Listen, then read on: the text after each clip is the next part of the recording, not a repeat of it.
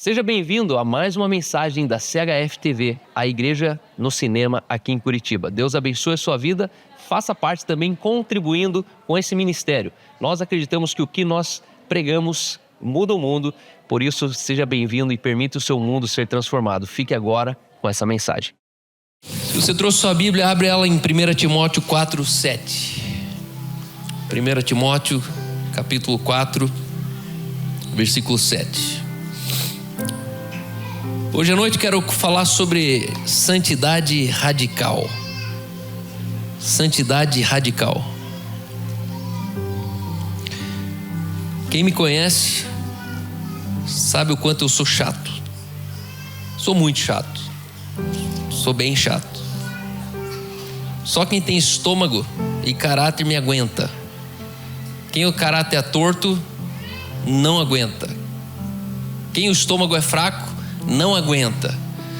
Porque um dia eu decidi comigo mesmo ser esse chato, comigo mesmo ser esse exigente, esse cara que assim, ou eu vou fazer direito ou não vou fazer. E o que eu vou fazer direito. Por isso que várias vezes eu falo assim, o mundo precisa dar graças a Deus que eu não me desviei, porque eu seria um desviado que daria um trabalho, mas muito trabalho. Porque eu não ia fazer de qualquer jeito. Eu ia ser um cara assim insuportável pro outro lado. Mas um dia eu decidi que isso é um caminho de burrice. É um caminho de fracasso, é um caminho de gente fraca. E eu decidi, eu me desafiei a ser a mesma coisa pro outro lado. Se for para ser de verdade, vamos ser de verdade. Se é para ser íntegro, vamos ser íntegros. Se é para ser verdadeiro, honesto, vamos ser verdadeiro, honesto. Se é para ser um proclamador de uma boa nova sem vergonha, a gente vai proclamar a boa nova sem vergonha. Só que o fato é que quando você mente, quem fala a verdade te incomoda. Quando você rouba, quem é honesto te irrita. Quando você tem fundamentos que ainda estão questionáveis na tua vida, uma pessoa que ela é convicta, ela te constrange. E há anos atrás, eu e alguns jovens, que você já conhece essa história, nós começamos a imprimir adesivos desse tamanho assim, e o nome do adesivo era Santidade. Era um adesivo branco. E aí eu, com o meu passatão, eu gostava de deixar ele com a minha cara. E um dia eu fui lá e coloquei o adesivo Santidade no para-brisa. Então aqui está a porta do motorista. Quando você olha assim o para-brisa do carro, tinha um Santidade de cima e embaixo, grandão. Então andava aquele passatão com Santidade. De repente o outro amigo meu falou: viu, você tem mais um adesivo desse? Queria pôr no meu Gol. Santidade. Aí o outro amigo, Santidade, Santidade. De repente o pessoal da outra igreja meteu o Santidade. E a gente se tornou uma geração da santidade. E eles nem entendiam muito o porquê, mas eles gostavam do negócio.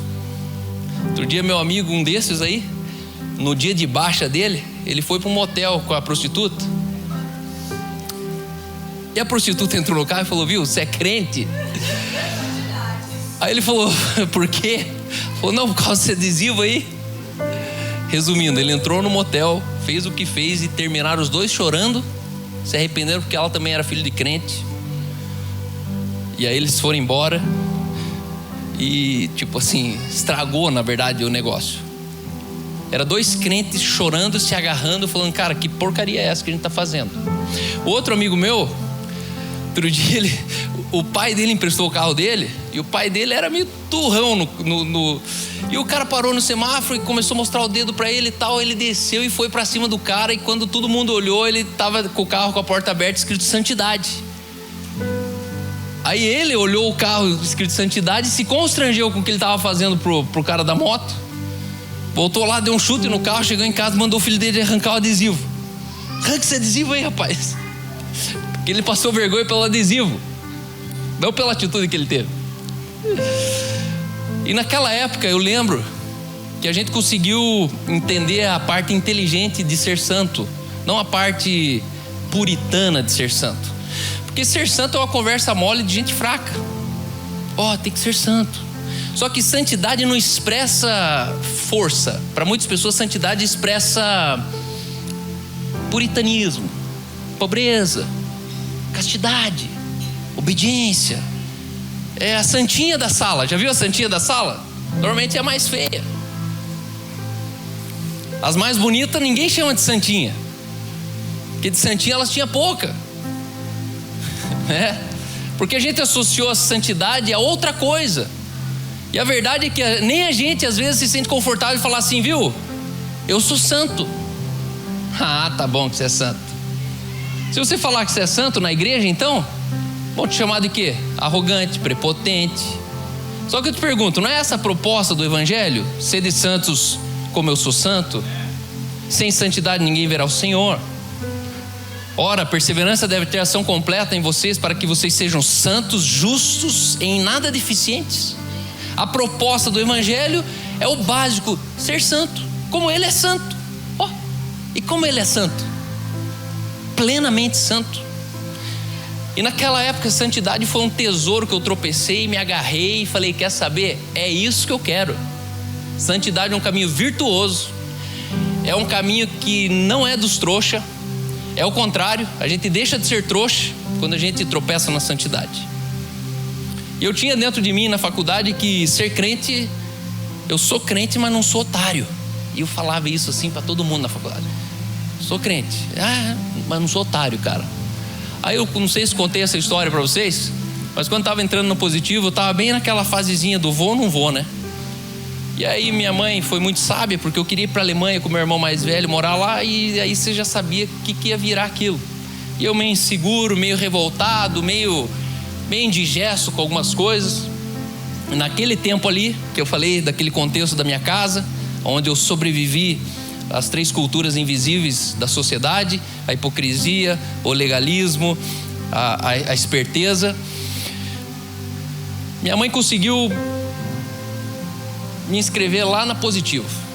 Eu lembro que eu, com meu Passat 82, estudar na Positivo era um desafio, porque né, galo na casa do vizinho vira pinto.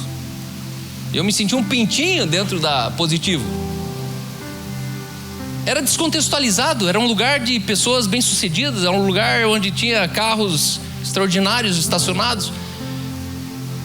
E quando eu fui entrar na Positivo, o Espírito Santo ele me deu uma visão, como se aquela universidade com os 15 mil alunos que tinha na época fosse tipo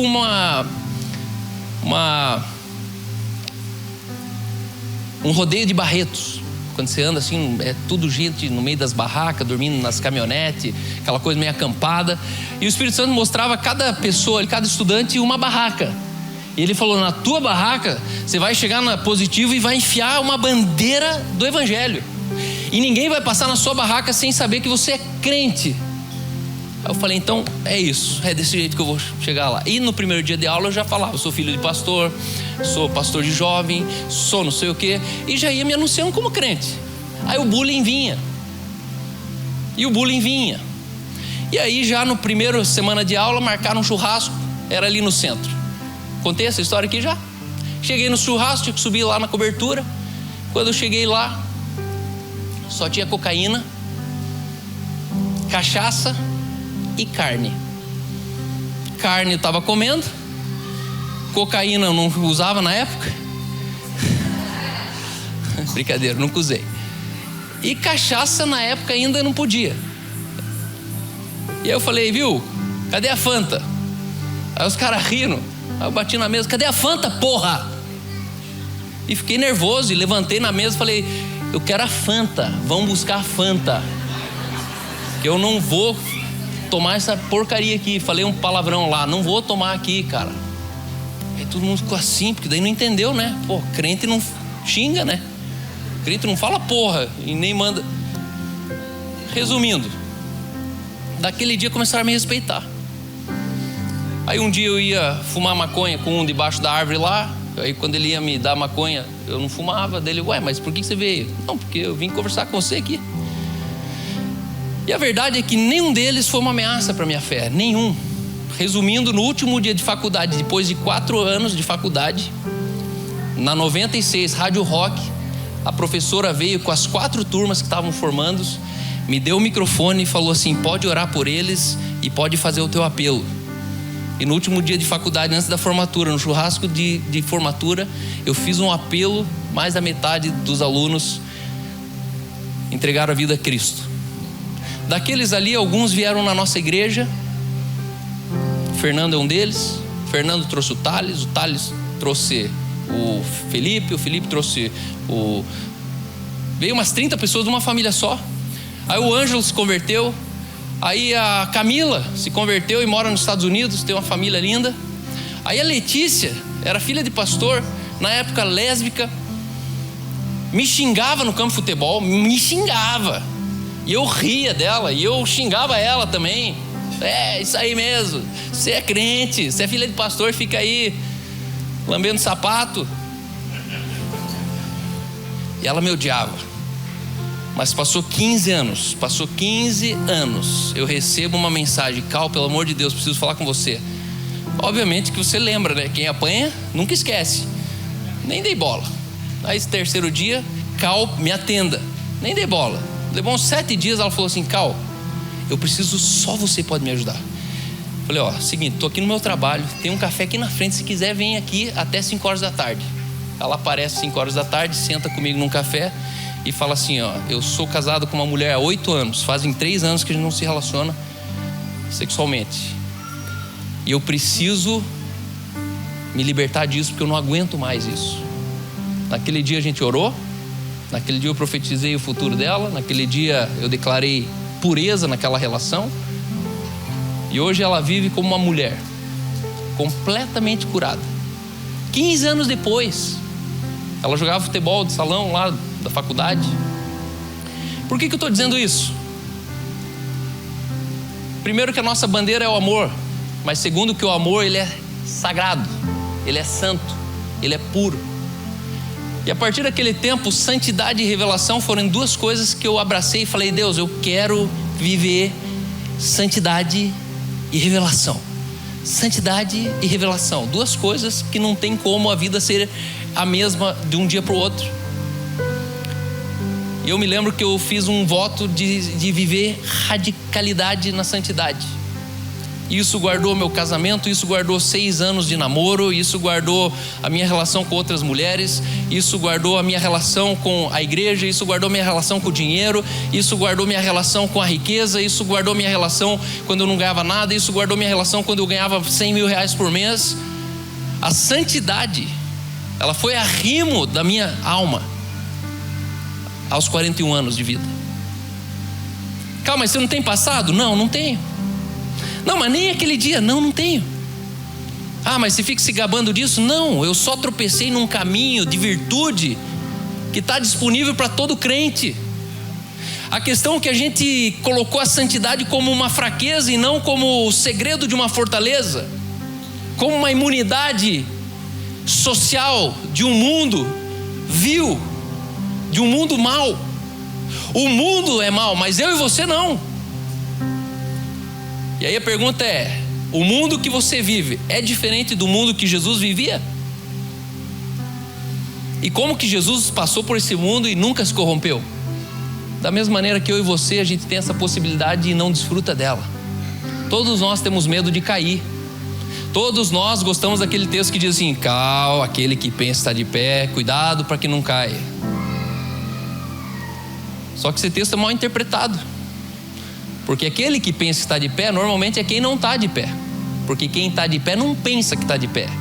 Quem está de pé sabe que está de pé, não tem medo de cair. Agora, quem não está de pé e pensa que está de pé, o texto está dizendo: cuide para que não caia. Você nem está de pé e já está se achando. Você nem chegou, porque esse texto ele diz: aquele que pensa que está de pé. Ele não fala sobre quem está de pé. Por isso que o objetivo do evangelho é te pôr de pé.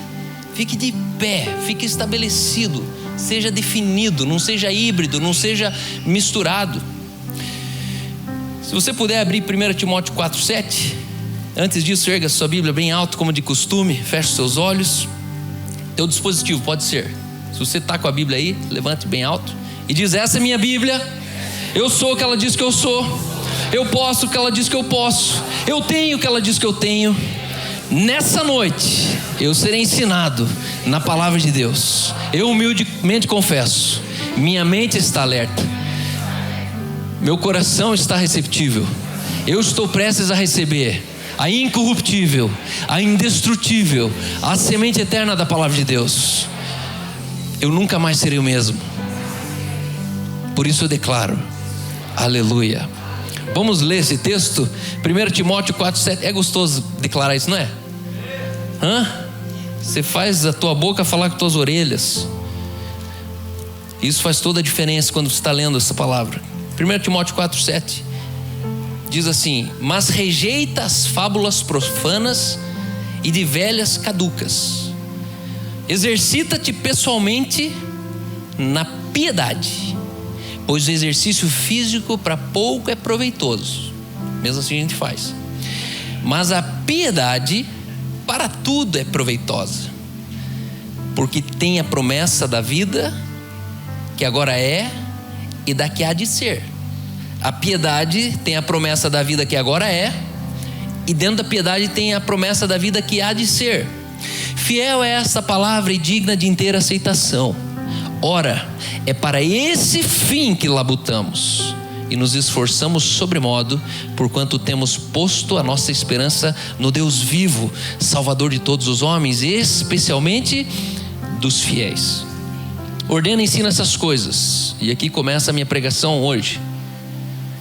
Ninguém despreze a tua mocidade, pelo contrário, torna-te padrão dos fiéis, na palavra, no procedimento, no amor, na fé, na pureza. Até a minha chegada, aplica-te à leitura e à exortação e ao ensino. CHF, não te faças negligente para com o teu dom que há em ti, o qual foi concedido mediante profecia, com a imposição das mãos do presbitério. Medita nessas coisas e nelas se diligente, e nelas tenha atenção redobrada, e nelas você tenha uma atenção aumentada, para que o teu progresso a todos seja manifesto, para que seu progresso a todos sejam manifestos. Tem cuidado de ti mesmo e da doutrina. Continua nesses deveres, porque fazendo assim, salvará tanto a ti mesmo, quanto aos teus ouvintes. O tema dessa noite, diz assim comigo: PPP, AFP. PPP, AFP. Esse é o tema dessa noite. PPP / AFP. O tópico dessa noite é: exercita-te pessoalmente na piedade. Quando a gente fala de piedoso, piedade, a palavra piedade é reverência profunda. E o pietismo foi um movimento de homens que viviam diferente. Um movimento que alcançou o mundo, um movimento que impactou uma geração em 1700 para 1800. E era baseado nisso aqui. Paulo, ele começa falando assim: exercita-te pessoalmente na piedade. Piedade é um desafio como o exercício que a gente faz. Existem pessoas que são no shape, existem pessoas que estão fora do shape. Existem pessoas que estão na piedade, existem pessoas fora da piedade. A sua piedade, ela tem um resultado. A sua piedade, ela pode ser mais exercitada ou ela pode ser menos exercitada. Ela pode ser bonita, ela pode ser não tão bonita. E é interessante que ele começa dizendo assim: antes, torna-te padrão entre os fiéis. Quando a gente era jovem, lá naquele tempo, em 2006, a gente foi num retiro, e o tema do retiro era o quê? PPP, AFP. E ali a gente recebeu como se fosse um ISO. Não sei se você sabe o que é um ISO. O ISO vem de um órgão regulamentador que prova que uma empresa ela é madura nos seus processos. Então tem o ISO 9001, 14001, 27001, e são ISOs que certificam uma empresa na sua responsabilidade ambiental, na sua responsabilidade com a segurança. E quando uma empresa ela tem um ISO, ela é uma empresa que vale mais, que o contrato vale mais, e que o contrato ele é favorável, porque essa empresa ela tem a maturidade para assumir o contrato. É como se fosse uma maioridade da empresa. Essa empresa ela já passou da fase de teste. E esse texto, Paulo, ele começa dizendo assim, ó, ninguém te despreze pelo fato de que você é jovem. Por quê? Porque o jovem, ele é socialmente desprezado. Você é um cabeça oca, você não sabe nada. Só que Paulo está falando assim, você pode ser jovem sem ser cabeça oca. Você pode ser um jovem de proeminência, você pode ser um jovem que vai ser uma revolução na sua época. O reino de Deus, ele não funciona pela experiência, ele funciona pela revelação. E um jovem que tem revelação, ele pode valer mais do que 10 velhos com toda a experiência. E eu canso de dizer isso aqui na igreja. A religião funciona por experiência. O reino funciona por revelação. Por isso que o cara que está sentado aqui hoje, que talvez chegou ontem, pode ser o pastor da tua casa amanhã. Só que a religião dentro da gente ainda fala assim, não, mas quem que é ele para chegar assim? E daí eu olho pro cara e falo, mas quem que é você para ainda estar aí? Ainda está aí. O cara que reclama que o que chegou ontem já é pastor, eu pergunto, aonde você estava? Que não é você o pastor dele? Estava ocupado com o quê? Que você não está pastoreando ele? Só que é uma mentalidade da religião. A religião ela é graduação. Faixa azul, faixa laranja, faixa não sei o quê. Ele já é faixa preta, tem 70 anos de vida. Escreveu 300 livros. Deus é um Deus que usa do menor ao maior, na disposição que o menor ao maior estão diante dele. Quanto você se dispõe a Deus é o quanto Deus ele usa você. Mas eu não sei nada, Cal. É desses que Deus gosta. Normalmente Deus tem problema com quem sabe tudo. Que quem sabe tudo não precisa mais nem de Deus.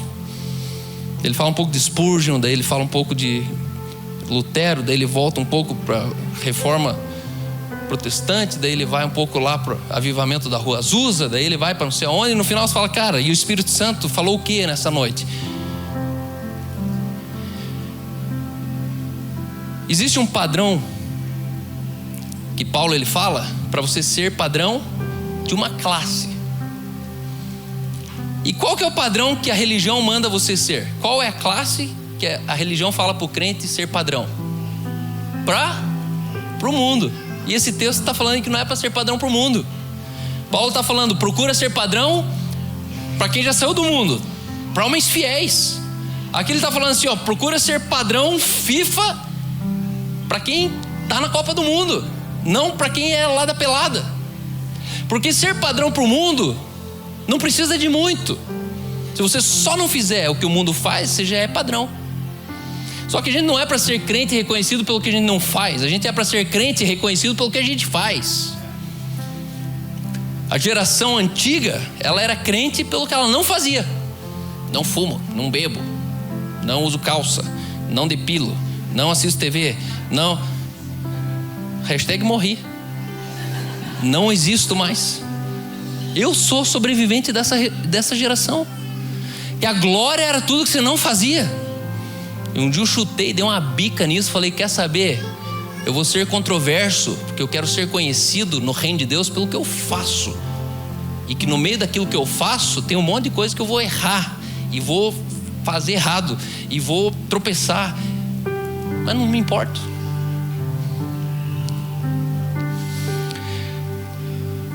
Você sabia que o mundo muda quando alguém vira um padrão replicável?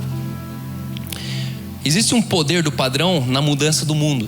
O mundo ele é transformado ou deformado no reflexo dos padrões que nós temos na era de cada geração. Cada geração carrega um padrão. Cada geração da existência humana carregou um padrão. Imagine uma pergunta simples para começar a cutucar você nessa noite. O que transforma uma pessoa comum em um modelo que milhões começariam a copiar? O que transforma uma pessoa comum em um padrão aonde milhões de pessoas estariam dispostas a copiar? A verdade é que o mundo funciona por replicação. Tendências replicam, ideias replicam, comportamentos se replicam. Uma pesquisa social mostra que comportamentos são altamente contagiosos. Emoções e hábitos se espalham pelas redes sociais como um vírus invisível. Se um amigo próximo adota um hábito saudável, as suas chances de fazer o mesmo aumentam significativamente. Pessoas influenciam pessoas o tempo todo. Hoje você com certeza escolheu uma roupa influenciado por um padrão. Você escolheu estar aqui hoje influenciado por um padrão. Você talvez está casado com quem você está casado hoje, influenciado por um padrão. Então o mundo, na verdade, ele não é movido por leis. A verdade é que o nosso mundo, ele sempre foi movido por exemplos. De geração em geração, o mundo foi movido por exemplos. Alguém um dia me disse: Cal, você precisa entender uma coisa, que exemplo, as palavras, elas até convencem, mas o exemplo, ele arrasta. E aquilo entrou na minha mente assim, tão violento, porque o exemplo, ele arrasta naquilo que a pessoa não quer, é contra gosto. A pessoa vai igual um jegue empacado assim, ó. Você vai puxando assim, a pata dele vai... Mas a verdade é que o exemplo arrasta. E às vezes a gente fica lá garganteando e com palavras persuasivas. E Paulo, ele falou: ei, eu não vim até vocês com palavras persuasivas, mas eu vim com demonstração de poder de Deus. Eu vim trazendo exemplos. Eu vim sendo um exemplo. Meu irmão, não é pelo muito falar que a gente vai ser ouvido, mas é pelo grande exemplo que eu e você nós temos a chance de ser, para transformar a nossa época. Existem 3 exemplos de impactos sociais pelo padrão. Nelson Mandela foi uma integridade que virou padrão. Passou 27 anos preso. Quando saiu da prisão, o mundo esperava dele uma vingança, quando na verdade ele entregou reconciliação. Eu estive lá em Cape Town, e tem uma ilha perto da costa, onde você pega um barco e vai até lá e vê aonde Nelson Mandela ficou 27 anos preso. E todo mundo achando, agora ele vai sair, foi eleito e agora ele vai vingar o branco. Quando na verdade ele levanta uma bandeira de paz e perdoa todo o apartheid sul-africano. Aquela história foi tão impactante para mim e para a Aline, porque a gente fez um Bible College numa igreja que foi a primeira igreja nos anos 80 que fez um culto público com brancos e negros sentados no mesmo ambiente. Isso parece surreal, isso parece que não existe. E aí eu estava ali com o apóstolo Cobos e ele me contando detalhadamente a história de cada domingo, onde a igreja enchia de jornalistas em volta e era um fuzuê com gente braba, os brancos querendo ir embora e ele sendo branco falando: não, a gente vai fazer junto hoje a igreja aqui com negada e com branquelada. Hoje a gente vai misturar. Primeira igreja da África do Sul a fazer um culto entre negros e brancos. O resultado disso foi uma comissão da verdade e a reconciliação que evitou uma guerra civil de larga escala na África do Sul. Porque um homem decidiu ser um padrão, não uma revanche. Por causa dele, milhões replicaram um padrão que mudou uma nação.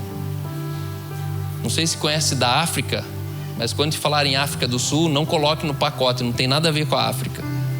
É uma nação extremamente abençoada, uma nação que avançou por causa de um padrão.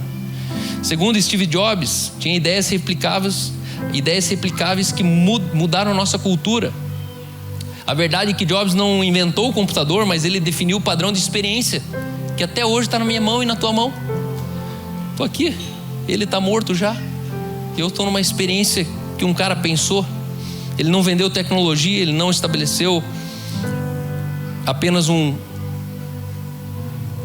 produto, mas ele estabeleceu um mercado copiado pelo mundo inteiro por causa de um padrão. Malala foi também essa jovem que decidiu estudar por um direito, mesmo após sofrer um atentado, mantendo uma convicção.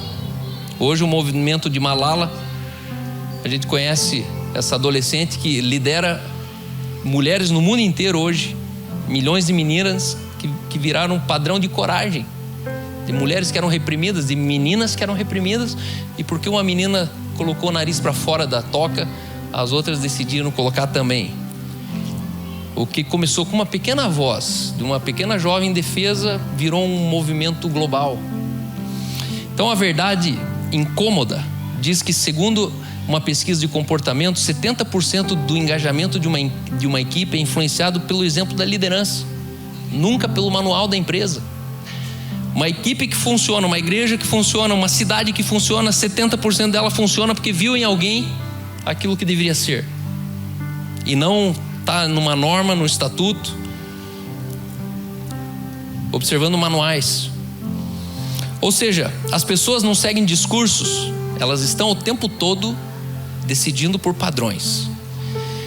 Questão central dessa noite, eu te pergunto, se alguém resolvesse copiar a sua vida hoje, a minha pergunta para você é: o mundo melhoraria ou pioraria? Se o mundo hoje copiasse você fosse o padrão, o modelo, Curitiba avançava ou Curitiba retrocedia? Faça essa análise, responda para você mesmo. A verdade é que todos nós somos um padrão para alguém. Você é um padrão para um pai, você é um padrão para um filho, você é um padrão para um vizinho, você é um padrão para um aluno, você é um padrão para um colaborador, você é padrão para um gerente, você é padrão para um cliente. Pais são padrões para os filhos, líderes são padrões para equipes, pastores são padrões para igrejas, amigos são padrões para amigos. Então a questão é nunca se você influencia, mas a pergunta é: qual padrão que você está oferecendo de influência? Então Paulo aqui, em 1 Timóteo 4,12, ele dá um padrão. Integridade, influência e governo hoje é a nossa vitrine, é o que se vê de nós. Integridade, influência e governo é um valor fundamental, um valor da cultura que resume a minha vida de quem enxerga por fora. Mas hoje eu quero te levar lá no depósito. Essa igreja aqui tem 3 valores na cultura dela: integridade, influência e governo. 3 coisas que, se você senta nessa cadeira, eu espero que você tire do papel na sua vida. Que você seja uma pessoa de influência, seja uma pessoa de integridade, seja uma pessoa de caneta, onde você governa pelo menos numa esfera, por menor que seja, mas você seja a pessoa que assina, que diz sim, que diz não. Só que isso é a nossa vitrine. Hoje eu quero te levar lá no depósito. Dentro dessa organização, o que tem nesse depósito? E se eu te perguntar hoje, qual o padrão a ser seguido? Você poderia falar assim, temos que ser padrão de pai, temos que ser padrão de empresários, temos que ser padrão de riqueza, temos que ser padrão de artístico, padrão de influência, de influencer. Mas Paulo, ele definiu um padrão que não é uma hard skill. O padrão não é, seja um padrão nos negócios, você seja um padrão no fitness, você seja um padrão na maternidade, você seja um padrão. E no fundo a gente está tentando ser um padrão na coisa errada. E aí, na verdade, não é um padrão. A gente é só um produto, a gente é só mais um, a gente é só mais um num mundo de iguais. Porque a mulher sem Deus, o homem sem Deus, também está sendo um padrão de maternidade, também está sendo um padrão de riqueza, também está sendo um padrão sendo bem sucedido nos negócios. E a gente está seguindo o padrão deles. Não, preciso ser o melhor empresário da minha cidade. Meu irmão, está escrito aonde isso? Fuja disso aí.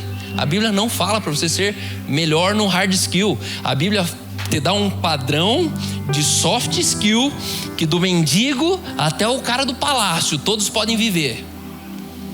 Porque se o padrão fosse ser algo ou alguém, tinha gente que é desfavorecido, não podia ser. Eu preciso ser herdeiro, eu preciso nascer no palácio para poder ser um padrão de quem mora no palácio. Em primeiro lugar, seja padrão. Padrão. No quê? No procedimento, na palavra. Padrão, procedimento, palavra. Diz comigo: padrão, procedimento, palavra. PPP. Ok? Agora, amor, fé e pureza. Então são 6 palavras mágicas que definem o ISO 9000 do reino de Deus. Eu e você, nós precisamos ser padrão no procedimento, na palavra, no amor, na fé e na pureza. E o dia que você tiver esses 6 elementos, você é um padrão. Calma, mas eu continuo CLT. Padrão não tem a ver com o teu emprego, não tem a ver com o teu ministério, não tem a ver com os followers, não tem a ver com as palestras que você vai dar. Tem a ver com essas 6 coisas que o Espírito Santo ele encontra dentro de você todo dia. E se você quer ser um homem de integridade, influência e governo, você precisa ser PPP, AFP. Nós precisamos marcar os nossos filhos, nós precisamos marcar os nossos juniores, nós precisamos marcar as nossas esposas com padrão. Só que a gente está perdido no padrão porque a gente não sabe padrão de quê, Cal? É para ser padrão de quê? Ah, padrão de homem, vamos ser padrão de homem. Não é para ser padrão de homem. Não é para ser padrão de mulher, não é para ser padrão de maternidade, não é para ser padrão de artístico, não é para ser padrão de empresário, não é para ser padrão acadêmico, não é para ser nenhum outro padrão. E Paulo coloca padrão. Padrão é necessário, é replicável, e padrão comprova a possibilidade.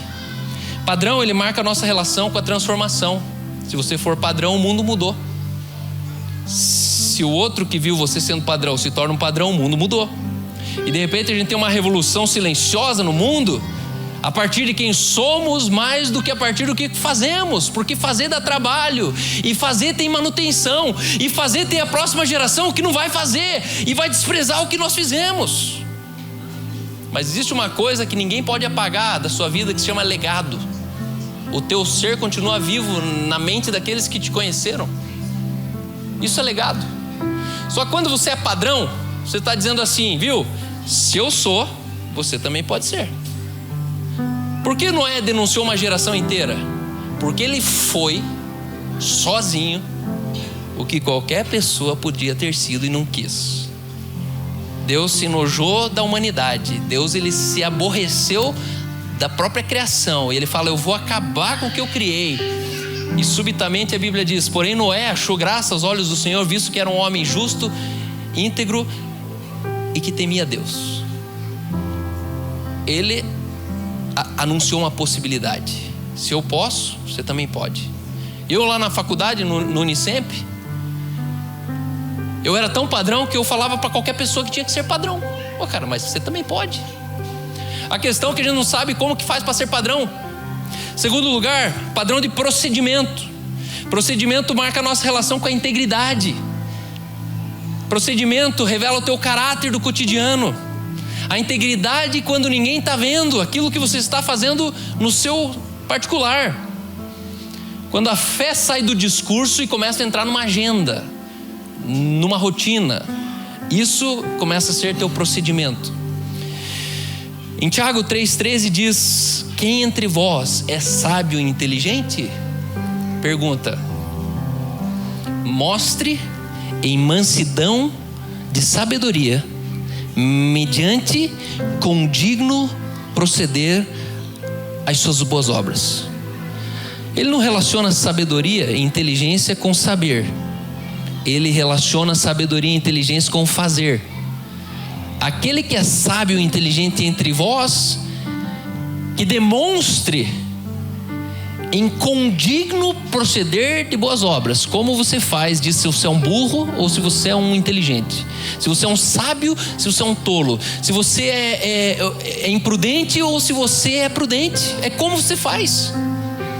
Como você faz. Como você abre uma empresa, como você pede alguém em casamento, como você casa, como você constrói uma casa, como você sai do aluguel e vai para uma casa. O como para Deus importa mais do que você imagina. Porque o como, Deus ele entra e como Deus ele sai. Tem muito como que você fez que Deus saiu. Desse jeito aí não. A Bíblia diz que Moisés, ele construiu um tabernáculo. E o texto ele cansa de repetir. E Moisés fazia tudo quanto o Senhor lhe ordenava. E Moisés fazia tudo. Não era mais fácil Deus olhar para Moisés e falar, viu? Tá aqui o projeto, faça lá. Aí Moisés ia mudando. Deus, tá meio longe, aqui é no deserto, não tem escavadeira. Eu vou puxar com um cabo de aço. Não. Ah, madeira de acácia, tem que ser de acácia. Não, mas tem que ser 30 côvados. Tem que ser 30 côvados. Só que a gente olha para Deus e fala: Deus, você sabe aí, né? A grana tá curta, tal, e a gente já mora junto mesmo e não dá nada.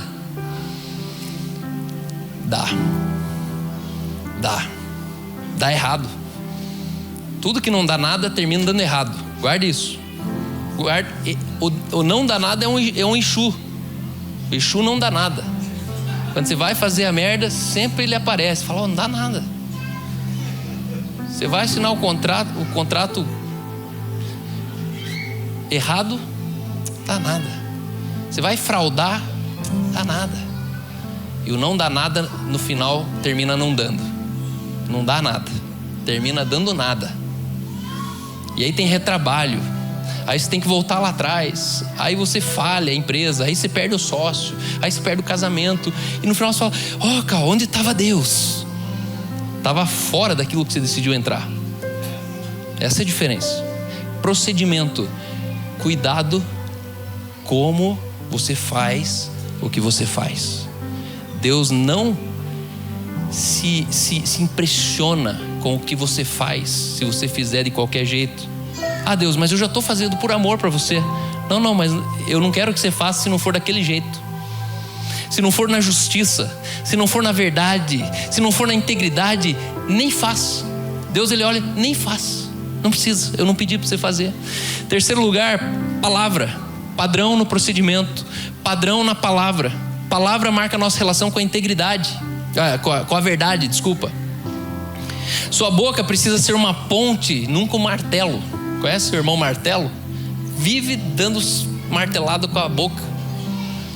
De cada palavra sai um murro, sai uma ofensa, sai um negócio seco, sai um negócio sem óleo, sai uma relação sem virtude. Porque a boca é um martelo, é uma marreta. E aí você já até, às vezes nem cumprimenta, porque você já sabe que vem uma martelada. Quando na verdade as nossas palavras precisam ser pontes. Eu preciso conectar, eu preciso alcançar, eu preciso acessar, eu preciso chegar. O que se fala precisa ser feito. E se não consegue fazer, não se fala. A Bíblia diz que o amor, ele não se exaspera. Eu nunca entendi aqui que é o amor que exaspera. Palavra difícil. E um dia eu entendi que a maior decepção de filhos homens com o pai é quando eles crescem e percebem que tudo que o pai falava era contrário ao que o pai fazia.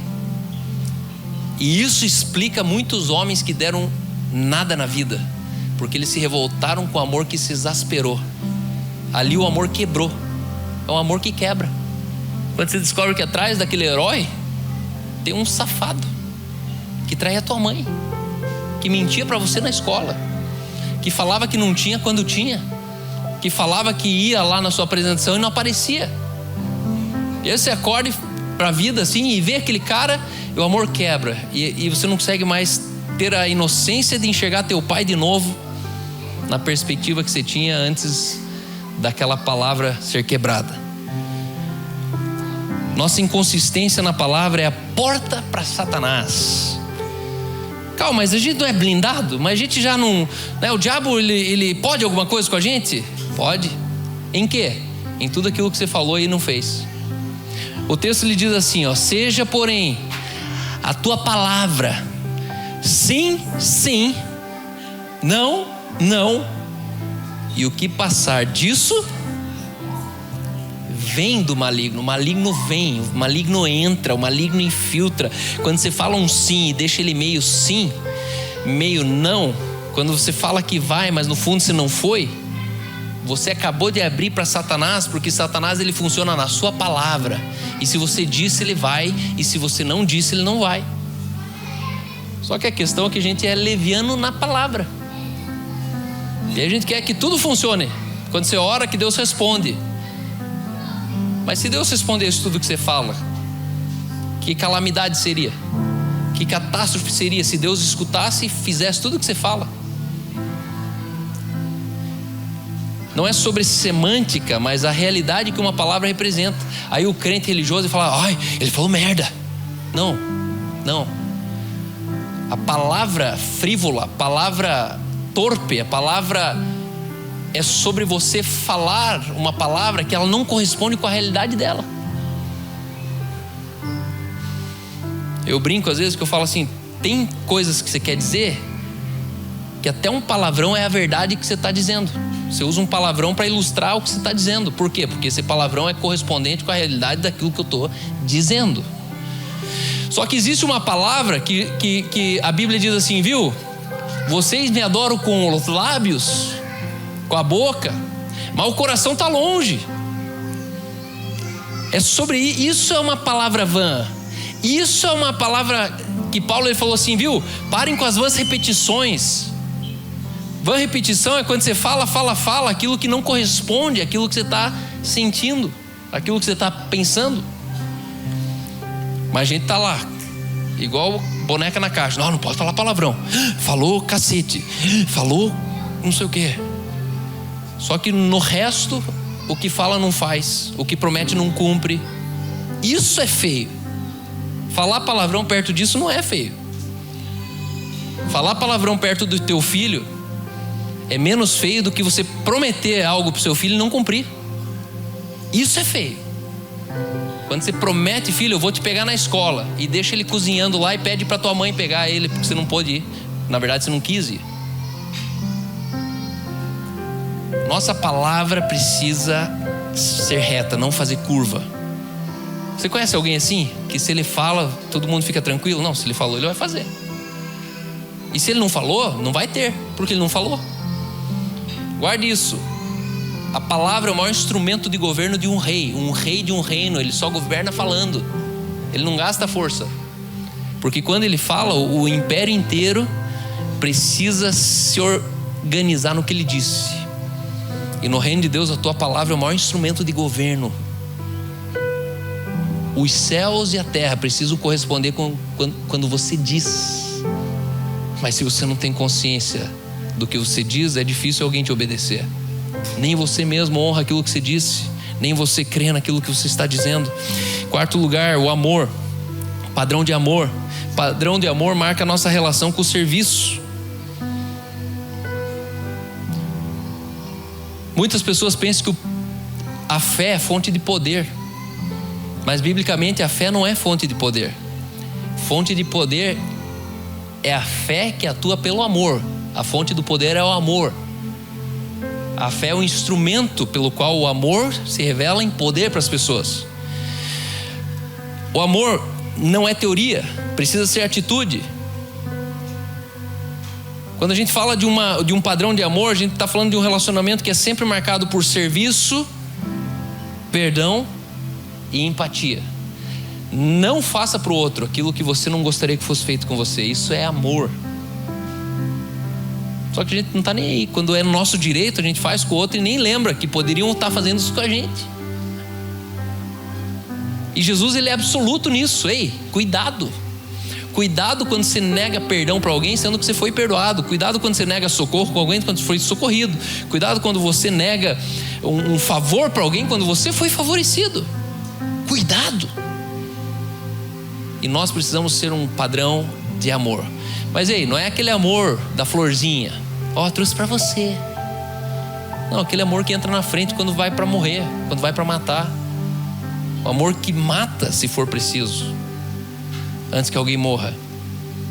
Eu queria me desafiar a esse amor, porque a gente não consegue compreender um amor que mata, já percebeu? A gente tem até um amor que morre, mas que mata. Só quando tem um bandido, tem uma vítima e tem um sniper policial, ele está matando por ódio? Ele está matando por vingança? Ou ele está contendo o mal? Essa parte do amor que os crentes ainda não conhecem, o amor que mata se for preciso. Meu Deus, isso é discurso de ódio, Cal. Não, isso não é discurso de ódio. Isso é discurso de guerra. O princípio da guerra é o quê? Garantir segurança de paz nacional. Por isso que se precisar tem guerra. Não entre, não mexa, porque tem um exército ali. O exército vai para a guerra por mal ou por bem? Por bem. Só que é um amor assim grego que a gente ainda tem, que é aquele amor do somos corpo, sim, bem ajustado. Essa semana eu vi um cara lá no Cazaquistão, que o ser humano... minha esposa me ligando agora. Amor, você não está assistindo aí online? Você me prometeu assistir online, que você está me ligando? Ela tá ligando aqui para corrigir. O céu tá ligando para falar, isso é apaga. Mas no Cazaquistão, essa semana, um ser humano desconfigurado pegou uma faca, pegou a atendente do guichê e segurava pelo cabelo assim com uma mão e com a faca na outra. E aí sabe o que um cara fez? Um senhor chegou do lado e falou, viu, troca eu com ela. E aí o louco soltou ela e pegou o cara pelo braço. E o cara estava ali, pronto para morrer no lugar da moça. Nunca viu a moça na vida. E quando deu 5 minutos, o cara olhou para o lado, ele foi lá e desarmou o cara com a faca e virou um herói. Onde estão esses padrões de amor? Ele podia ser ferido, ele podia morrer ali por uma pessoa que não conhece. Porque a gente dá a vida por quem a gente conhece, mas a gente não dá a vida por quem a gente não conhece. Quem a gente não conhece não é nosso mesmo. Porque se não fosse assim, a gente parava em alguns assaltos no trânsito e interferia, mesmo quando não é a nossa filha, mesmo quando não é a nossa esposa, mas é a filha de alguém, é a esposa de alguém. E às vezes esse amor da indiferença, guarde isso, a indiferença é desamor. Quando você faz de conta que não é com você, é desamor. E como crente, a gente precisa entender que em alguns lugares você passa, o Espírito Santo falou, volta. É o Espírito Santo, não é culpa, não é constrangimento, não é o medo. É o Espírito Santo, volta que esse problema é teu. É nosso, diz o Senhor. Em último lugar, será que é lindo? Quinto lugar, a fé. Deve estar orando lá. Daqui a pouco ela chega aqui e pede o microfone. A fé marca a nossa relação com a confiança. Um padrão de fé é a vida em modo noturno. Meus amigos, você já viu uma câmera noturna? Quando está tudo escuro e você não acredita que aquela câmera ali, sem ter um pingo de luz, ela consegue enxergar tudo no modo noturno. A vida de fé é a tua capacidade de você viver os dias maus enxergando no escuro. Você tem visão noturna. Você está percebendo a movimentação das trevas. Você está percebendo o que não é do teu irmão, o que vem de Satanás. Você sabe o que não é natural, o que não é normal. Você não dorme. Você não é ingênuo quanto a algumas movimentações que você devia ser talvez astuto e pela fé discernir algumas coisas. Padrão de fé. A confiança perseverante em Deus, mesmo quando o cenário não colabora. A fé começa quando todas as possibilidades se encerram. Guarde isso. Enquanto há uma possibilidade daquilo que você está tentando dar certo, você não precisa de fé. Mas a fé, ela inicia quando todas as possibilidades acabaram. Como a Ana Júlia. Porque numa possibilidade você não precisa de Deus, você só precisa de sorte. Mas quando já não tem mais escapatória, não tem saída. Sabe aquela casa que perdeu? Aquele imóvel que perdeu? Sabe aquela causa que já perdeu? Quando você tem o diagnóstico assim, já perdeu. E você fala assim, não, Deus não perde. Deus não perde. Se eu estou do lado dele, ele não perde e não vai perder. Sabe quando está tudo contrário, não, ele está morto, não abra que está fedendo, está 4 dias. E aí quando não tem mais possibilidade, porque já faz 4 dias, ninguém fica 4 dias em coma, ele fala assim, rola pedra.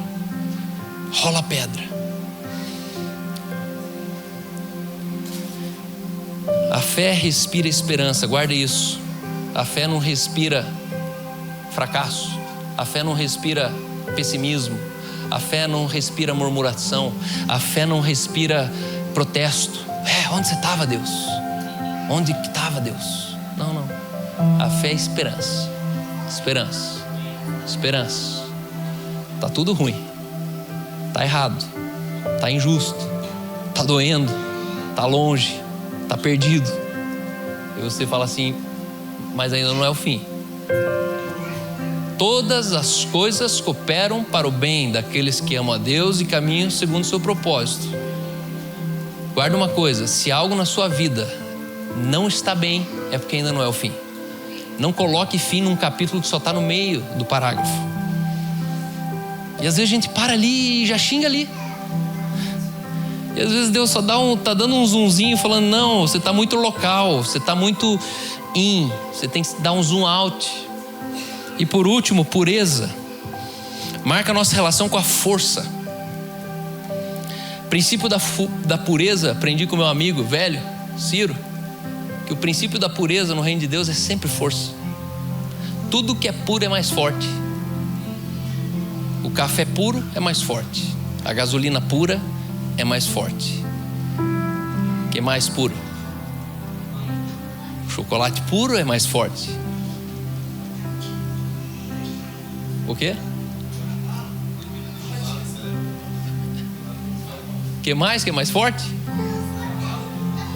Ouro. Ouro é metal mais forte. Cavalo puro é mais forte. Provérbios 30:12 diz assim: daqueles que são puros aos próprios olhos e que jamais foram lavados da sua imundícia. Pureza não é o que você pensa que você tem. Pureza é aquilo que você tem honestidade de descobrir que você é. Pureza não é um status de um desejo que eu gostaria de ter sobre mim mesmo. Seria tão mais fácil para mim, porque eu me sinto impuro todo dia do lado da Aline. A Aline, todo dia eu infraciono, eu violento a pureza dela, todo dia. Não tem um dia nos 24 anos que eu convivo com ela que eu não ofendi a pureza dela. Só que chegou um dia que eu não fiquei achando, mas eu sou puro, não. Chegou um dia que eu comecei a ser honesto, que eu preciso ser mais puro. E esse texto, ele fala para ele que não está na Bíblia. O amor que mata. Então a Aline falou que o amor que mata não está na Bíblia.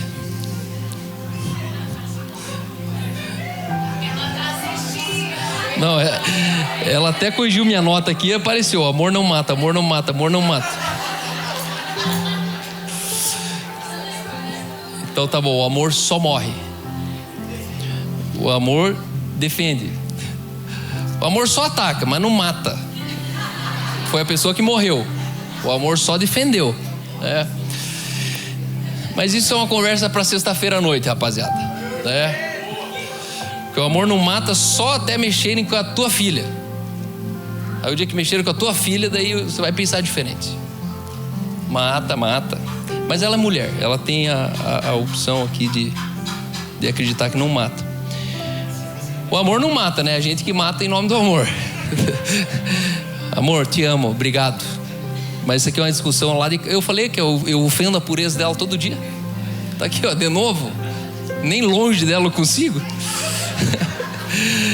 Mas para terminar, já estamos avançados. A vida moral alinhada com os valores do reino é o que determina a tua pureza. Tua pureza não é no que você acha que você é puro. É o que o reino diz que você é ou não puro. Tem um padrão de pureza do reino de Deus. Outro dia perguntaram para T.D. Jakes assim, a Oprah. A Oprah perguntou em cadeia nacional: mas T.D. Jakes, sua igreja não disse que homossexualismo vai para o inferno? Aí ele falou: não, a nossa igreja ela ama as pessoas. Daí ela falou assim: mas você não disse que homossexualismo é pecado? Daí ele falou assim: o que eu disse, na verdade não importa, porque nada do que eu digo importa. Mas o que o nosso rei, da nossa constituição, do reino que nós pertencemos, ele diz que homossexualidade é um pecado. Não sou eu que estou dizendo. E o que eu estou dizendo não tem valor nenhum. Eu só estou dizendo o que o rei do reino que eu estou pregando, que eu represento, diz que é pecado. E aquilo foi muito bom, né? Porque é uma resposta que você tira você da equação. E às vezes a gente está tentando ser puro no que eu quero ser puro. Não, você é para ser puro no que o reino diz que é pureza. É a tua noção de vida moral alinhada com valores do reino. Coração limpo revela intenções claras. Me fala as intenções obscurecidas que você carrega, que eu te digo quão impuro você está sendo. Eu tenho dificuldade com pessoas que não gostam de fazer as coisas muito às claras. Eles gostam de arquitetar sempre pelas costas, para daí só parecer feito. Eu falo assim, mas por quê? Tem medo de dar errado? Tem medo da reputação? Não, é medo de olho gordo. Meu irmão, para quem tem santidade radical, vai faltar olho, vai faltar gordura no olho, para tirar de você o que Deus diz que é teu. Olho gordo não pode tirar o que Deus diz que é teu. Não, calma, mas cuidado. Não é. Aí é o seguinte, é o que eu falei, né? Se o teu sim não for sim, não é não, o olho gordo pega. Veio lá do inferno esse olho. 2 Coríntios 11:3 diz assim: mas receio que assim como a serpente enganou a Eva com a sua astúcia, assim também seja corrompida a vossa mente. Quando a mente corrompe, guarda isso, e se aparte de ti a simplicidade e a pureza devidas a Cristo. Pureza e simplicidade são as marcas reais de um evangelho genuíno. Quem sai da pureza e quem sai da simplicidade saiu do evangelho, saiu do reino. Quem me conhece como pastor sabe que eu sou um pastor atípico. Eu não gosto de nenhum protocolo dos pastores típicos. Entra por trás, tem o estacionamento, tem 30 virgens servindo ele, entra depois que começou o louvor, sai antes de terminar o culto. Sabe o que acontece com esses homens? Perderam a simplicidade. Desconfie de um pastor que perdeu a simplicidade. E eu vou te falar, é gostoso. Principalmente quando você vai em outra cidade, você chega na outra cidade, já é o pastor, é o irmão mais rico que vai te buscar no aeroporto. Aí ele chega com a Land Rover, aí ele olha para você e fala: irmão, hoje você vai jantar lá com o pastor, mas amanhã eu vou te levar aqui, ó, nos melhores lugares da cidade. Aí você vai lá, fica um pateta, come no melhor restaurante, o pastor leva você na melhor casa da igreja. No outro dia aquele irmão rico vem e pega você, leva você nos pontos turísticos, te enche de dia de princesa. Outro dia o cara me pegou ali em Belo Horizonte, parou o carro e falou assim: tô com ele na gaiola, o que a gente faz com ele agora? No telefone. Tô com ele na gaiola. Falei, meu Deus, que pobreza cultural é essa? Só que daí esses pastores, eles começam a fazer isso, e eles viciam nisso, e quando eles chegam aqui, eles querem que você trate eles assim também. O mundo inteiro está lustrando meu sapato, e vocês aqui não vai pegar água para mim ali? Só que entenda, o reino de Deus, levanta e pega, meu irmão. Deixa que, né? Porque dá para entender a inocência dos irmãos querendo ser suporte, mas chega uma hora que o suporte se tornou usurpação, folgação. Você não usa mais o mesmo banheiro, você não entra pela mesma porta, você não senta aqui na frente, você não dá oi lá atrás, você não conversa com as pessoas no hall, você não fica no café. Não, desconfia de um pastor desse. Cultura de celebridade não entra no reino de Deus. E esses pastores estão perdendo a simplicidade. Só que simplicidade é um exercício. Quanto mais você cresce, mais você tem que exercitar ela. Andar com os carros velhos, empurrar carro na rua se precisar, que dá um constrangimento. Tipo, não é o carro ali? É o carro.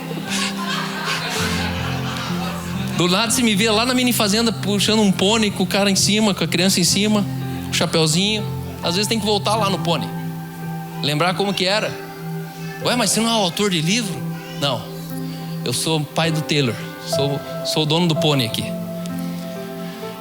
Não deixe com que a astúcia da serpente tire de você a pureza e a simplicidade devidas a Cristo. Minha esposa um dia definiu pureza para mim falando assim: o alinhamento perfeito do que você pensa, do que você fala e do que você sente. Quando o que você pensa, fala e sente, você deixou de ser um mané, deixou de ser um hipócrita e você se tornou um puro. E às vezes é pesado o que você vai falar, só que é exatamente o que você está pensando, é exatamente o que você está sentindo, você está sendo corajoso de falar. Porque onde que a gente é hipócrita? Não é no que a gente sente e pensa, é sempre no que a gente fala. Isso é impuro. Se a tua boca fala uma coisa, tua mente fala outra, guarda uma coisa, tua mente fala mais alto para Deus. E Deus, ele está mentindo. Não é isso. Não é verdade o que está falando. E nós precisamos sermos padrão de pureza. Amém? O amor não mata, o amor não mata, o amor não mata, o amor não mata. O amor perdoa. Só porque teu pai estava na guerra, essa não é a linguagem do reino. Ó, viu? Ela falou que isso aqui é problema de sequela lá de casa. Vamos ficar de pé? Se você puder, ora com uma pessoa do teu lado. Eu queria que você orasse, profetizasse esse padrão hoje, PPP, AFP. Eu sei que cada um aqui está num estágio da vida, mas eu queria que você profetizasse assim, unção. Pessoas hoje vão ser batizadas com pureza, outras pessoas vão ser batizadas com procedimento, outras pessoas vão ser batizadas com a palavra, pessoas vão ser batizadas com o padrão. Talvez Deus hoje tem que te levar no padrão. Você não acredita no padrão? Não tenha medo. Não tenha medo, creia apenas. Pai, obrigado por essa noite. Obrigado por essa noite, Espírito Santo. Obrigado por essa noite, Espírito Santo.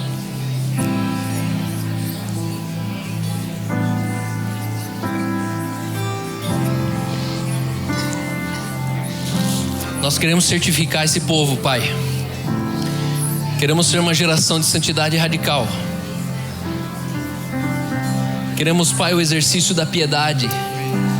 Esse exercício é pessoal. A igreja não pode exercitar a piedade. Exercita-te, pois, pessoalmente na piedade.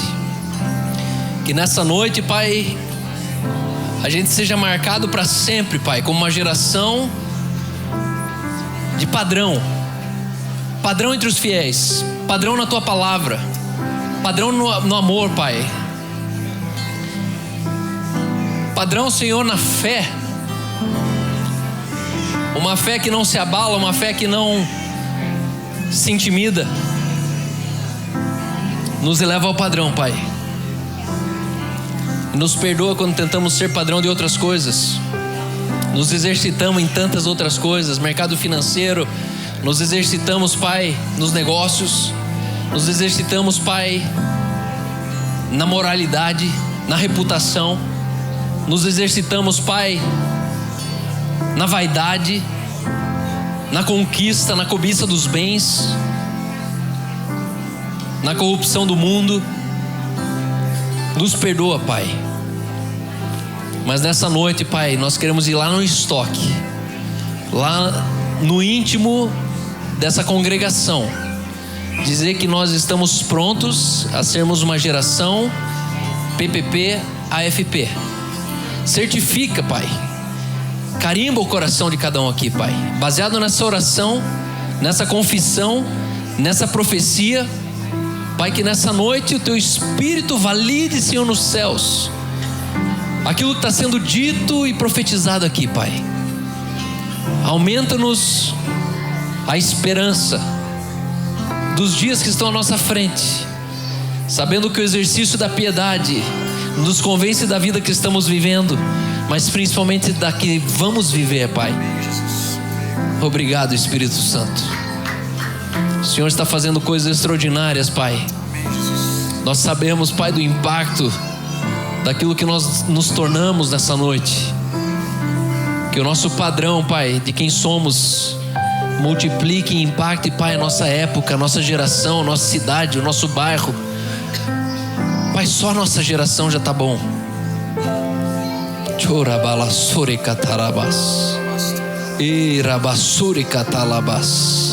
Eu oro por pureza nos homens aqui, Pai. Mais força, Espírito Santo. Homens que são puros de coração. Homens que não cogitam mal. Homens que estão convictos, Pai, daquilo que o Senhor está fazendo. Alinha, Pai, nosso coração com a nossa mente, com a nossa boca, nosso espírito, com nossos sentimentos, o nosso físico, o nosso organismo, os nossos desejos, paixões, instintos, Pai, que sejam completamente alinhados aos céus, Pai. Que o Teu Espírito flua livremente do nosso meio, que os vínculos nessa igreja sejam fortalecidos, Pai, numa igreja que é certificada num padrão dos céus, que vive a glória da cultura do reino, que não se ufana, não se soberbece, não se ressente do mal, uma cultura que não engana, que é paciente, que é benigna, uma cultura, Senhor, que sofre tudo, que consegue ter paciência para esperar tudo, que tem força para suportar tudo, uma cultura, Senhor, de um amor que não acaba, e onde o amor não acaba, a obra não cansa. Se estamos cansados na obra, é porque estamos fora do amor, Pai. Por isso eu oro por esse amor, padrão no amor. Queremos ser padrão no amor, porque sem amor invalidamos todo o resto. Vamos cantar juntos? Adore o Senhor enquanto isso.